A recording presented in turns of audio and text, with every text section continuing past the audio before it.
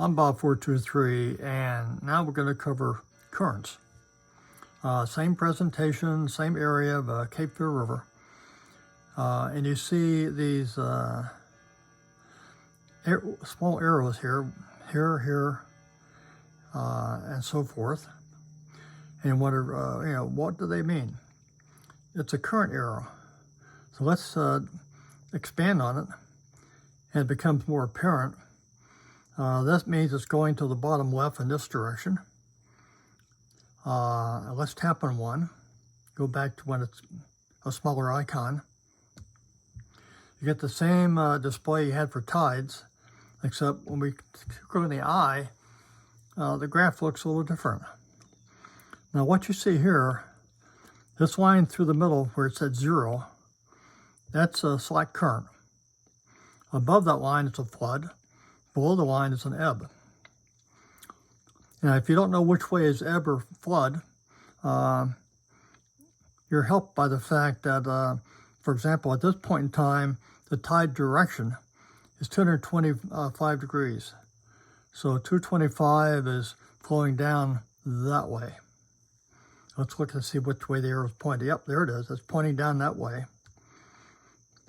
So that's an ebb. See, it says ebb. It's decreasing, meaning it's not, it's headed towards slack. And as you move this, you can find out when peak is and when the next slack is. Now, going up and down the Cape Fear River, that's a very important thing to know. You don't want to go down the river with a 2-knot or 3-knot current against you, or either direction. It makes a very slow passage. Now, just like for the tides, you can click the date, and say we want to find October 15th again. Click that again. Now you got October 15th. Move us around to find out when the tide, when the current is in your favor or against you, and how much it is. Likewise, you can get a textual representation, although I prefer the graph. And once again, hit cancel. Now let's do something a little different. Let's hit them again, but this time hit the left-hand side. Now what you have, when you move the arrow, see the way it moves?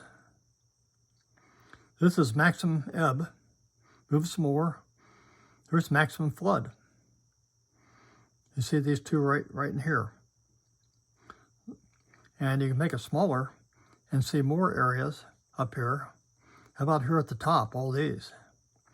Move it and see which way the tide is going at any point in time, because at max flood is different at different points in the river.